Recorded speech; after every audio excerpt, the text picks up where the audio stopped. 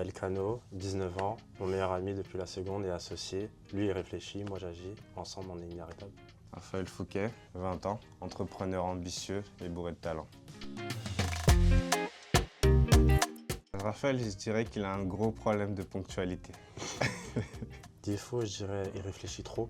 Côté qualité, je dirais qu'il est impétueux, c'est-à-dire qu'il n'a pas peur de passer à l'action sans avoir toutes les informations. Il n'a pas peur de sauter dans le vide. C'est de ça dont on a besoin quand on entreprend. La qualité d'Elkano, je dirais beaucoup la patience, parce qu'il prend le temps de tout analyser avant d'agir. Curiosité, rencontre et action. Moi, je dirais chaotique, guidé et quand même aligné.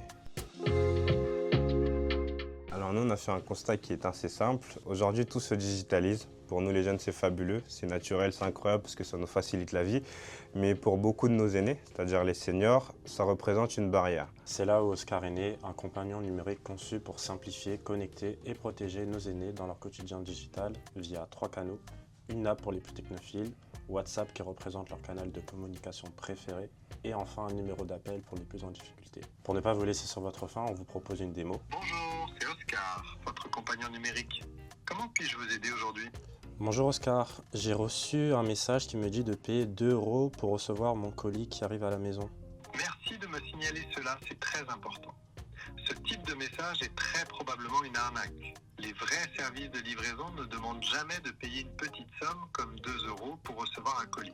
Je vous conseille de ne surtout pas cliquer sur le lien dans ce message et de ne donner aucune information personnelle ni bancaire. L'objectif, c'est tout simplement de leur redonner accès aux services essentiels et aussi de faciliter les interactions sociales qui aujourd'hui sont largement numériques. Jusqu'à présent, on a eu tout d'abord une première phase de test dans laquelle on a développé nos 3 canaux, à savoir WhatsApp, un numéro d'appel et une application. 3 canaux qu'on a fait tester auprès de seniors dans des clubs et associations seniors et on a pu avoir leur premier retour à chaud.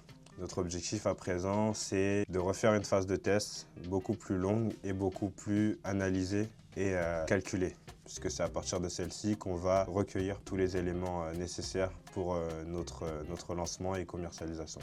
Si cette aventure vous parle, si vous croyez comme nous qu'il est temps de rendre l'appareil à ceux qui nous ont tout donné, rejoignez l'aventure Oscar.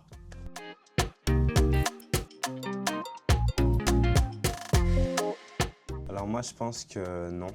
C'est plus du tout un frein pour la réussite professionnelle. Je pense qu'aujourd'hui, c'est surtout une question, une fois de plus, d'alignement.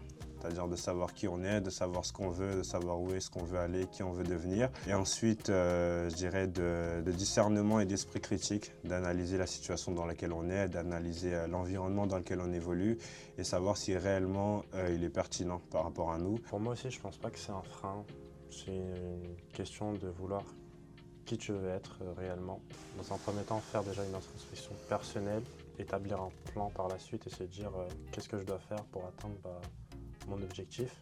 Juste avancer et croire en toi et se dire que je le fais et si ça marche, ça marche. Si ça marche pas, au moins j'aurai appris et je pourrai rebondir sur cela. Suite à notre projet Oscar, on a décidé d'arrêter nos études. Le premier point, c'était on avait vraiment besoin d'argent. Du coup, on a appris via une vidéo sur les réseaux sociaux qu'on pouvait bénéficier d'un contrat engagement jeune où on est accompagné par des mentors avec qui on a des points, établir ce qu'on veut faire, qui on est réellement et comment ils pourraient nous accompagner via des structures, des plateformes ou autres. La mission locale nous a beaucoup aidé justement dans la mise en relation. C'est-à-dire que je pense que c'est une des forces de la mission locale, c'est-à-dire qu'elle a un réseau assez étendu. Et nous, on a pu en bénéficier justement pour être mis en relation avec encore d'autres organismes, d'autres dispositifs qui nous ont encore plus aidés à atteindre nos objectifs. À travers la mission locale, on a compris que on pouvait penser autrement, on pouvait avoir une vision différente des choses et surtout qu'on pouvait être accompagné pour y arriver. Vous, qui nous entendez, faut pas avoir peur, hein. Faut oser, faut pousser la porte. En fait, on a tout à gagner, on n'a rien à perdre. Derrière cette porte, y a des gens qui sont prêts à nous accueillir, à nous écouter, qui sont pas là pour nous juger. Et il y a vraiment des gens qui sont disposés pour vous accompagner, pour vous trouver les moyens. Il y a des gens qui sont prêts à remuer ciel et terre pour que vous puissiez avoir ce que vous voulez.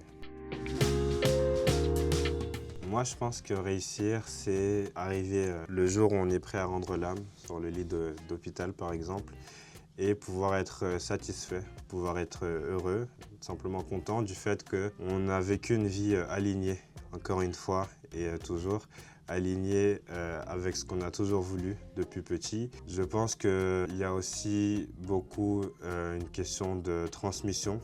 Je pense qu'on est satisfait à partir du moment où on a su transmettre notre savoir, transmettre nos acquis, transmettre nos ressources et tout ce qu'on peut avoir à donner, donc à travers le partage, à travers l'héritage. Je dirais bâtir un empire, avoir un héritage à transmettre à mes enfants, à mes petits-enfants, avoir des anecdotes. Franchement, c'est que de la transmission. Les jeunes veulent travailler, mais veulent travailler pour quelque chose qui a du sens. Je dirais que c'est pas du refus, mais de l'exigence. On veut travailler pour construire quelque chose. Je ne pense pas que les jeunes ne veulent plus travailler. Je pense simplement que les jeunes sont davantage en recherche de sens et d'alignement. On a une vision de la vie beaucoup plus ambitieuse, je pense. On veut s'assurer de le faire de la façon qui nous plaît. On est beaucoup dans le brouillard, on ne sait pas trop ce qu'on veut faire, par où commencer. Parfois on ne sait même pas qui on est. Et je pense que ce que je leur dirais, c'est simplement de commencer, d'essayer. Tout ce qui vous vient à l'esprit, allez-y, foncez, tentez et ensuite on verra. Je dirais aussi arrêter d'attendre la validation des autres pour commencer. Arrêter de scroller la vie des gens.